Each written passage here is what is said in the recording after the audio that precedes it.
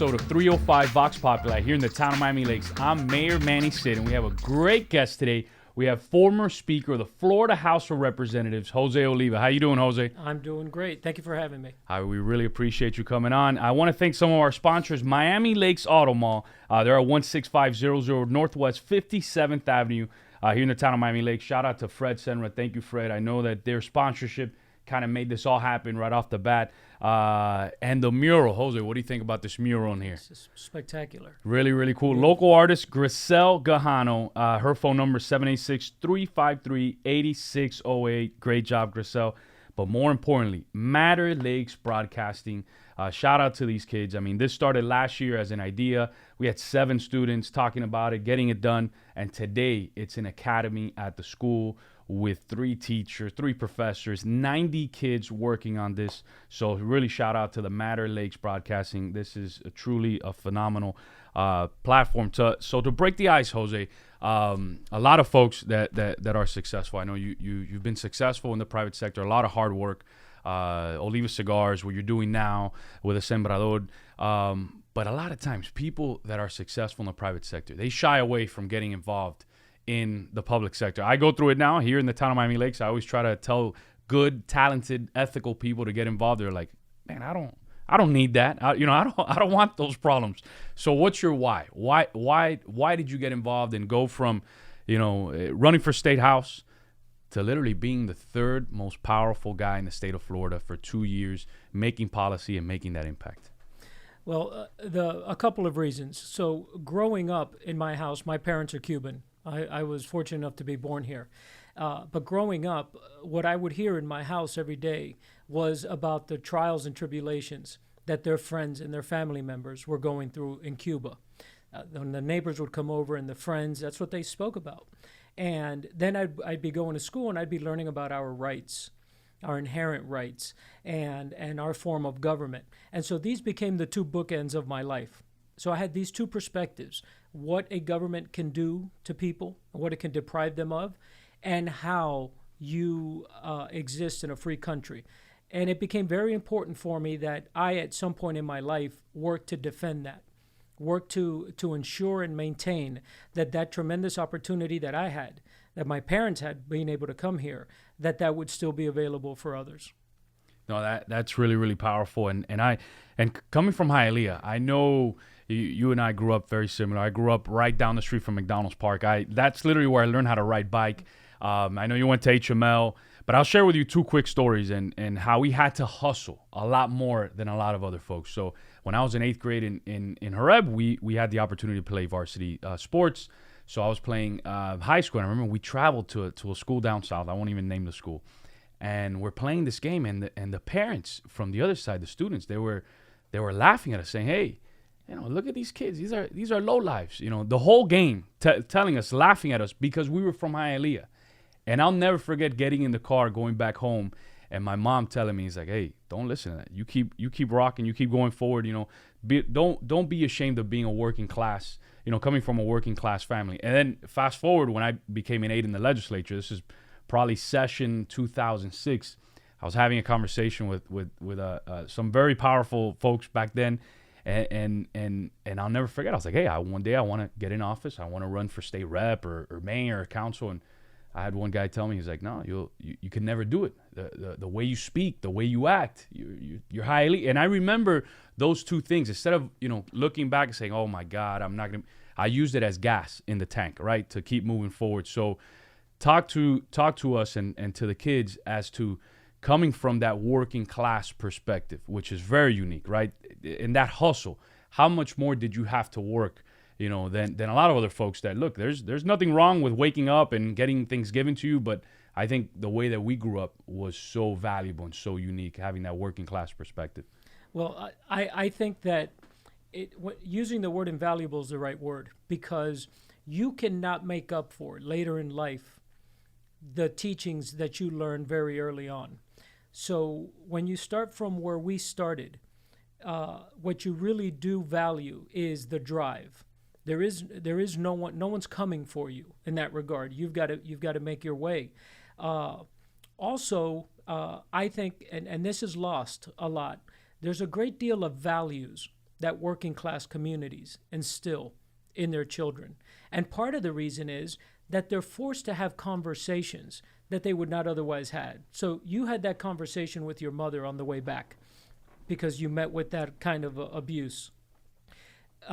Affluent families don't have to have that conversation. They're talking about where are we going on vacation? Are we skiing this winter? And whereas when you're growing up poor, there's a lot of conversations about why does that person have this and I don't. And fortunately for us, at least I know this was the case for me, and I'm certain it was for you. My parents never told me they have that because they took it from somebody, or they have that. It's not a zero-sum game. Me having it later didn't mean them not having it. And so that's also a very important thing to learn is where does success come from? What are the values that make someone successful? And I think that unfortunately, a lot of young people are hearing a lot about how their current situation is someone else's fault. Let's say that it is someone else's fault. Sometimes parents get divorced. Children that live in a split family home have greater challenges. That was not their fault. That was brought on them. But just because you are in a situation that may have been created by a series of things doesn't mean that that should be your focus, and doesn't mean that that can be solved in one of the many ways that they try to solve it today. The military once did a study to figure out what made the most successful type of person. And they went through a series of things, everything from the person's IQ to their looks, to their height, to their race. They just did an entire study. And you know what the number one reason, the number one value that everyone that was successful had and that gave you the greatest chance of being successful? Grit. The ability to not stop going, to just get up and go again tomorrow and keep moving towards your goal. That is what makes people successful. And so growing up where we grew up, I tell a lot of people outside of being poor, I had a pretty nice upbringing. I had my friends live next door. We played football in the streets. We certainly went out a lot more than we do nowadays. We don't even want our kids in the streets. Yep. But what I did learn early on was there was things in this world that I wanted, and no one was going to give them to me. And that's invaluable. And you can only learn that when you're a child. You hit on that grit, and that's what this future generation, I think they could learn from folks like you, especially reaching to where you got. But touching upon a subject that's really, really important, civility. We're living in an era in politics where it seems that like whoever says the craziest thing are the ones that get the attention. Whoever goes out there and is outlandish or does this or attacks somebody else is like the ones that are on TV 24/7. But something that you did as speaker. And again, Florida, if we were a standalone state, I think we'd be one of the top countries in the nation, right? In the world. The 17th largest economy in the world. The 17th largest economy in the world. And you were the Speaker of the House. But during your 2 years, civility in the Florida House was an example, I think, to the rest of the country.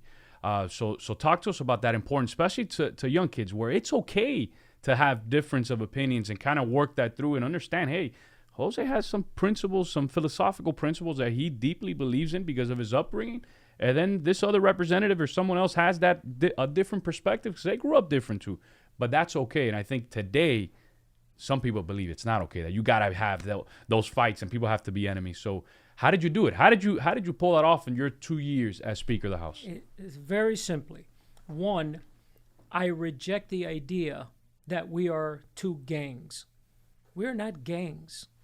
We are parties that are grounded in the principles that founded the nation, right? We are governed by this one document, and this is the same document for us both, the Constitution. From there, where we differ is if there is hunger, what is the best way to resolve hunger? If there is lack of housing, what is the best way? There is where we ideologically split. Both of us believe we should eradicate hunger and that people should have a place to live. Where we differ is how we get there. So the first thing that we have to start with, and what we did in the Florida House, and I'm a very conservative Republican. Truth be told, I'm more of a libertarian. I distrust of government in all its forms. And so I was pursuing very conservative policy, and yet much of what I pursued was passed in a bipartisan way. But the reason that that even was able to happen was because I never thought that my friends, and I call them friends because they're friends of mine still today, my Democrat friends, I never thought they wanted evil for this country. I never thought that what they want is going to destroy us all. And they knew that in my heart, I felt that these were the best ways to solve these problems. So even though we disagreed, I never saw them as an enemy, and they never saw me as an enemy. And I think what we're doing now is not only do you see your opposition as an enemy, we have the terrible ability to speak with 180 characters hidden behind a keyboard. And we say awful things to one another. When you're dealing with somebody face to face, it's a little harder to say an awful thing. And so what we had was real camaraderie. We passed a budget that was unanimous. Can you imagine that? Passing a unanimous budget in today's environment? But we did it because I never, to this day, I never believe that a Democrat wants to ruin everything I believe in. I think that there are ideological differences, and I'll always like to make those. But at the end of the day, the country belongs to all of us. This is government of the people. And I think when you start from that premise, it makes it a lot harder to give in to the urges of it's us against them. That what that leads to is no matter what the opposing party does, it's wrong. And no matter what someone in your party does, it's right. Well, that's not the way it is. There's a right and there's a wrong. And if you stick to defending right and wrong, sometimes you're going to upset people on your side. Sometimes you're going to upset people on the other. But what is amazing about doing that is that you will gain the respect of both sides because you stuck to one way of thinking. And I think that's why we were successful in doing it, even in this very charged environment. Yeah, you're absolutely right because it was very, very charged, and you all did a great job. Being that this podcast is run by a choice school, right? A school that would not have existed if it wasn't for folks like you that said, hey, you know what? There needs to be competition. Kind of, and a lot of the kids, obviously, they're enjoying that. But I know Principal Roy Rosa, he remembers those years where there wasn't a choice. When you and I went to school, that choice didn't exist. I'll give you an example. My mom, all my friends went to Goldman, and I behaved kind of bad. I had failed the 6th grade. I had a 1.5 GPA heading into my junior year. I got kicked off the bat. So my mom was like, hey, you can't. I'm not going to put you in school without your friends. But she couldn't afford the choice. So she put on her credit card my senior year at Pace.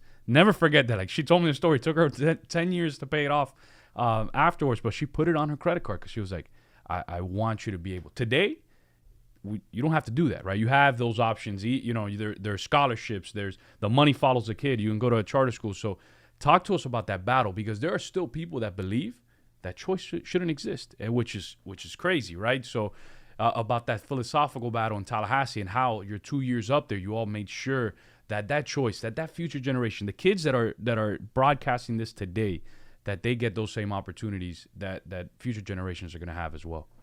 The battle for choice in education goes back to the 1960s. Milton Friedman started talking about it back then.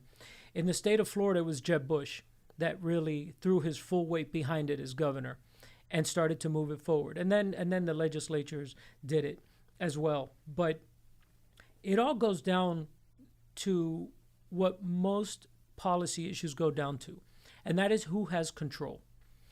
The problem is that young people and everyone else in the public who's out working and don't have time to get into the deep details of the argument, all they hear is these schools make money and this is a public school, they have better interests at heart.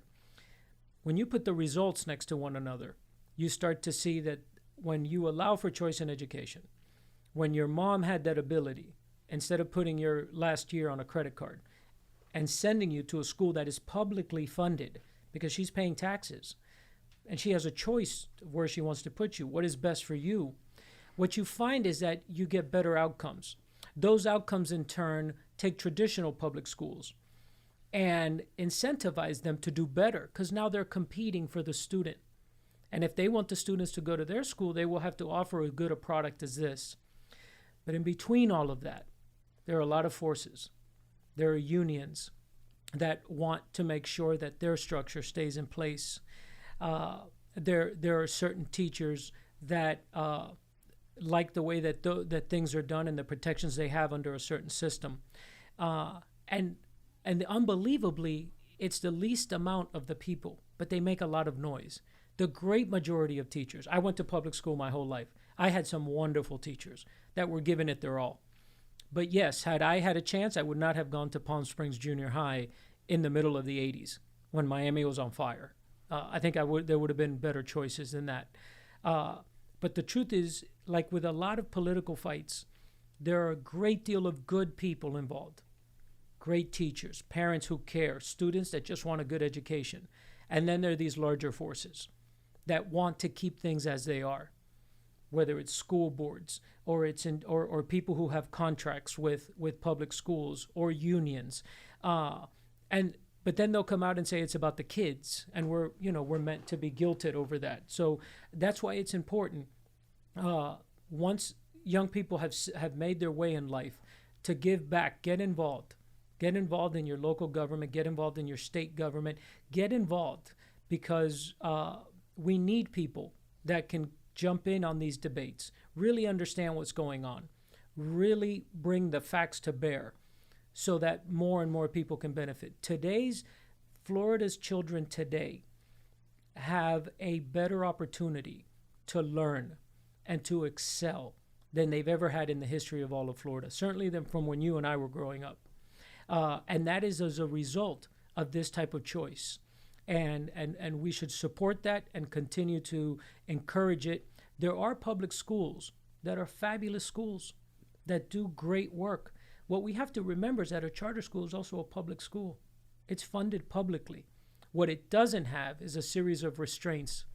When I've had these conversations with our superintendent here in Miami-Dade, what I've told him is, rather than, and he's done a heck of a job, rather than try to limit what charter schools can do, why don't we have public schools have the ability to do more of that?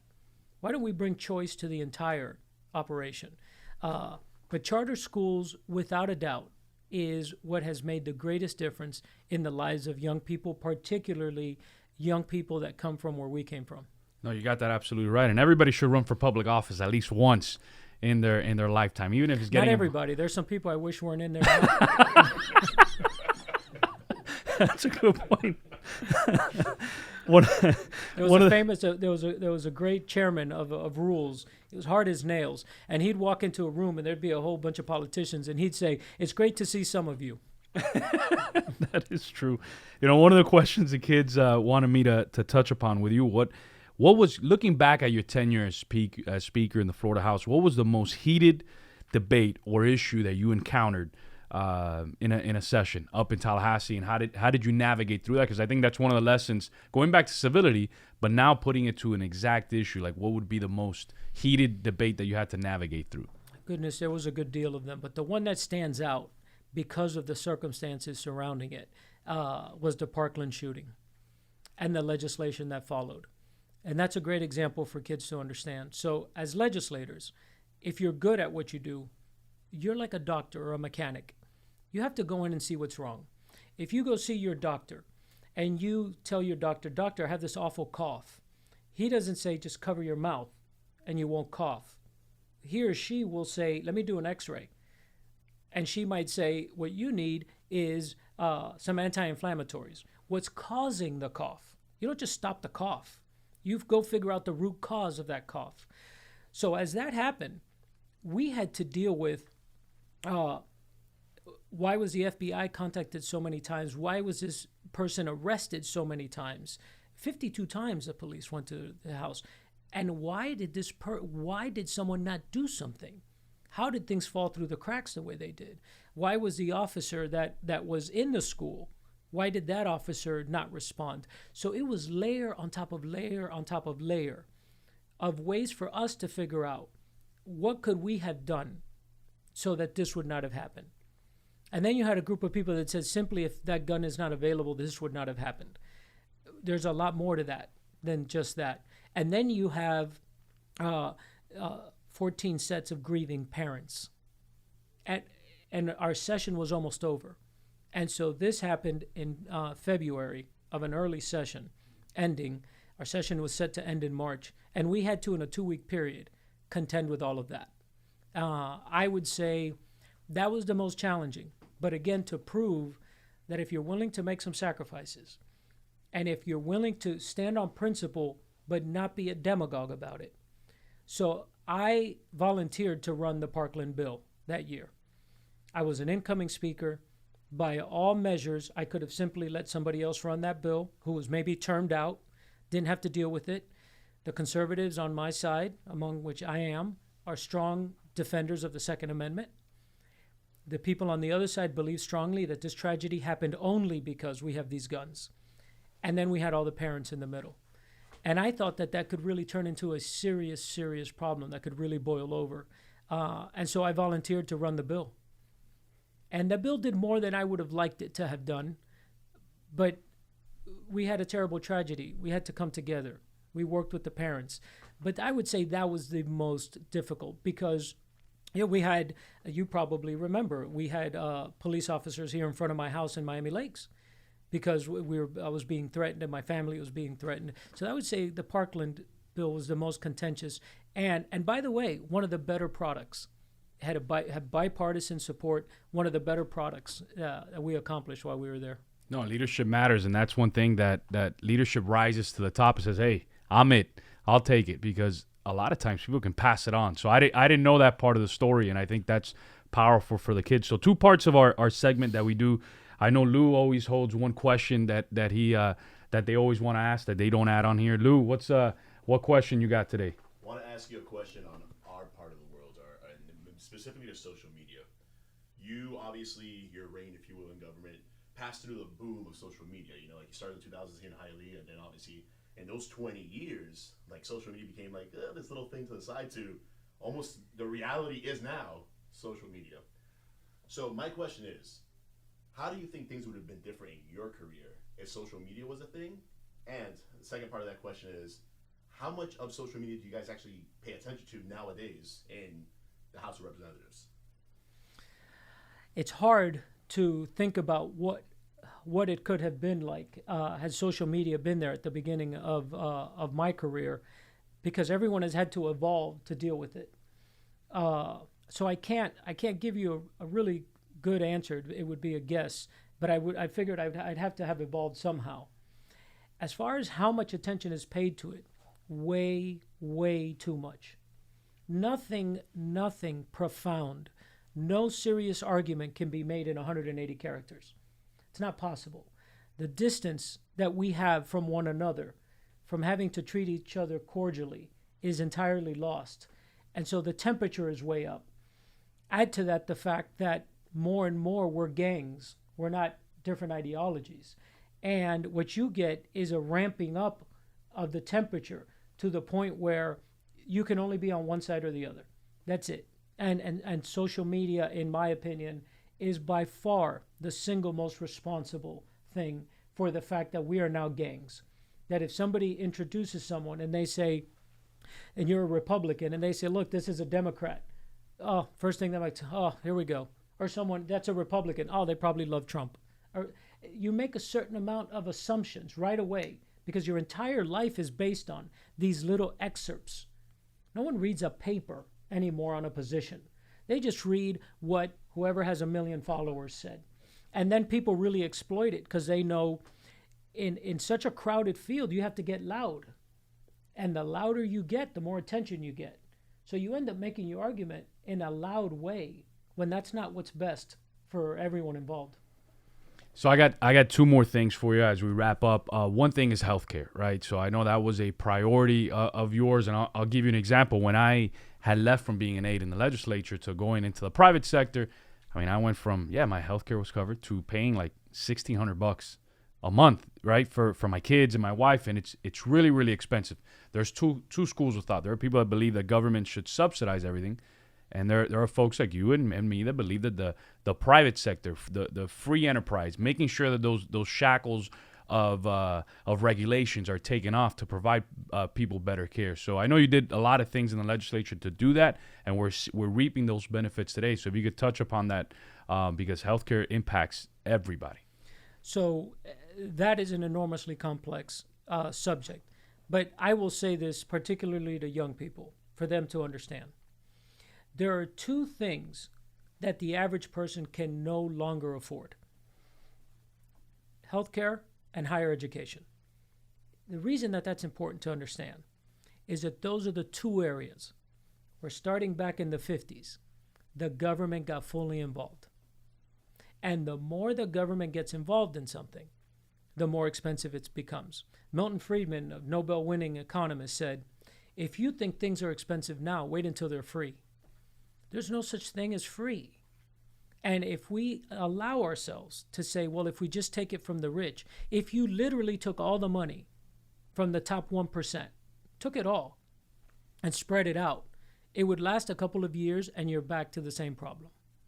So again, what's the root cause? The root cause is that the government got involved. So I'll give you an idea.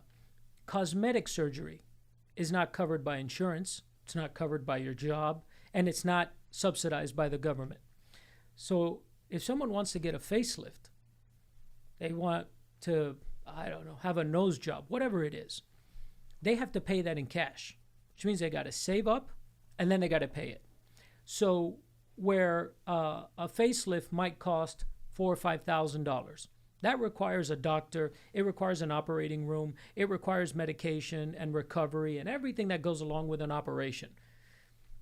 That's about $5,000. If you want to have your gallbladder removed, this is not the most difficult of operations. That costs about $30,000.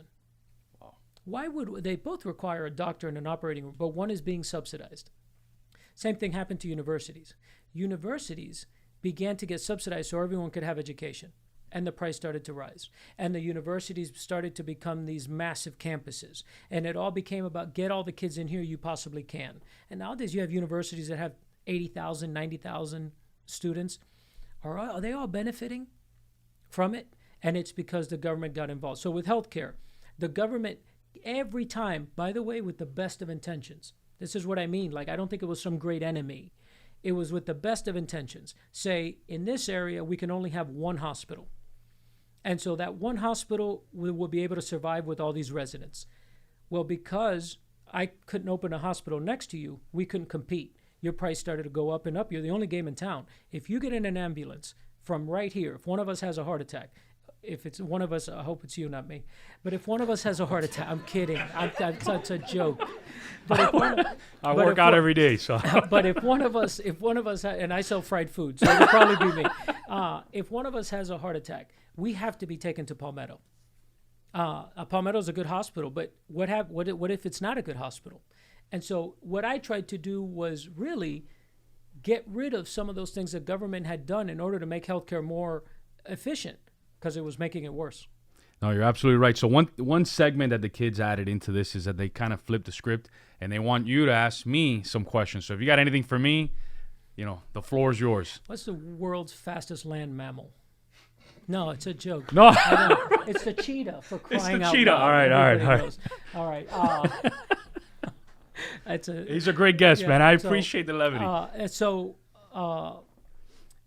I think from your point of view and working with all of these young people, I would say to you, what do you think, as you see what they're coming into, the world that they're coming into, the pressures that are on them daily, what do you think is their greatest challenge? Making that decision after high school, because they, like you hit it on the head, they have a choice right now to go into major debt, or a choice that I made, and I think you made as well, where I just got my AA about a month ago, and I'm gonna get my BA soon. But I put off college, and I said, you know what, I'm gonna use this money instead of going into debt, and I'm gonna invest it, open a business, and now it's led to my second business, and now you know what I mean. And I probably have a PhD in my mind from business that I've had to learn the hard way. So I think it's them making that decision. Hey, a lot of them want to go to, you heard the schools they want to go to, Parsons, UPenn, MIT, and we know the price tag behind that. And a lot of them are going to have to make the decision, hey, am I going to go into debt hundreds of thousands of dollars right off the bat? I'm 18 years old, having to make that decision. Or I have another opportunity. I go to a local school, or I can get that money, in theory, and open up a business that can provide for me and my family forever. So that's one perspective that I always tell them.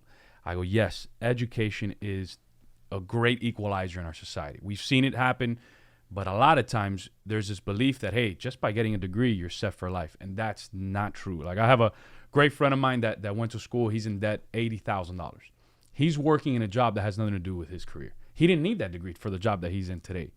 So, but he could have got the $80,000, invested it, bought real estate, opened up a business, do whatever, and he could have been in a different situation today. So one of the main things I tell kids today, specifically on that, think about that decision. Because, yeah, you're going to have to go into debt. You're going to do this, and it might be wonderful. You might be a doctor. There are certain professions that you need a degree. There are others, and I think we're great examples. You can learn that on your own, and a lot of things we do in life you can learn. But that's one thing that I tell them all the time. Don't make a mistake thinking that, yeah, just because you get a 4-year degree doesn't mean that you're set for the rest of your life. Start getting internships. See what the business is all about. See what this is, what's happening. But yeah, there's major pressure on them to say, hey, go to those top schools, go into debt. You have a mortgage now. Forget about your house. Now you have another mortgage that you're paying off, and who knows if that career is the same going forward. So I that's one thing I tell them, and I use myself as an example. It's not the best career path. I'm getting my BA now, but I literally got my AA about a month and a half ago. But I did it for my parents because they always wanted me to, and I'm almost 40 years old. So a lot of folks are like, why did you do it? And I did it, to tell my parents, hey, I know it was so important to your generation, so I wanted to tell you thank you. But that's one thing that I tell them all the time. Think about it. That $100,000 that you're going into debt, maybe you can use it to open up a restaurant, a cigar business, Sembrador, or whatever it is. There's a combination. You have your community colleges if you want to learn certain skills. You have your trade colleges if you want to learn certain skills. But I think you're right. I think we have put that pressure on them as society, and we do it as parents because we want to feel proud that our kids went to school and they're getting educated without thinking too far in advance. People have to figure out what they're good at, what they're passionate about. And sometimes, by the way, that's being in construction or being a mechanic or being an electrician, which, by the way, are all very, very well-paying jobs. I gave them an example not too long ago. My AC guy does not speak English. Guy makes almost $300,000 a year. He's on call 7 days a week. You call him, he's there. That's an incredible job. I mean, that type of salary, you can't find that there are very few degrees that'll get you that type of salary. But it is a grind, and that's where you got to make that decision. I think, look, an education and the ability to use what you've learned, as you've said, especially in law, in medicine, in engineering. One cannot effectively do these things without a formal education. These things are, and you can't legally do them either. So don't go around practicing law or operating on people without a degree. But there are a lot of other things that I think young people get forced into going to school, getting a degree, and then not knowing what they're going to do with that. So it's a great point you make. That happens all the time. Anything in closing that you want to leave off? Any message that you want to leave off to all these kids that are going to be watching and editing this video? I don't want to drop cliches on kids. That's the worst. But what I would say is, know this in life. There is a truth. There's a truth to every argument you're having. There's a truth to every debate that's being had. And you can, during your lifetime, choose to land on one side or the other, whatever the accepted position is. Or you can choose in your life to seek truth. Go and find out for yourself. Do the research. Figure things out. And then have a position. You will be amazed at how you'll be respected for that, but also how you will live with less stress. The world is stressful enough without us feeling like, what does my team say about whatever? Well, that's my position too. Don't just take that position. Go figure it out. Remember that throughout history, there have been countless times when the majority of people were terribly wrong about something. And it wasn't they who changed anything. It was the ones who chose to stand in the middle of it. Martin Luther King made the changes he was able to make because he fought the way that he fought. Other people didn't have the same level of success that he had. And sometimes the most courageous thing a person can do is to listen for a second, to not demonize the next person, and then to try to make an argument. So the biggest takeaway would be you will live a happier, more productive life if you find your answers and stop just taking them from whatever group you belong to at the time. And there you have it, folks. That's a powerful message to our youth from former Speaker of the Florida House of Representatives and Miami Lakes resident, Jose Oliva. Thank you, Jose, for coming on. Thank you, Mayor. It's a real pleasure to be here. We appreciate you. Tune in next Wednesday on Twitter, Facebook, Instagram, and YouTube. We'll see you then.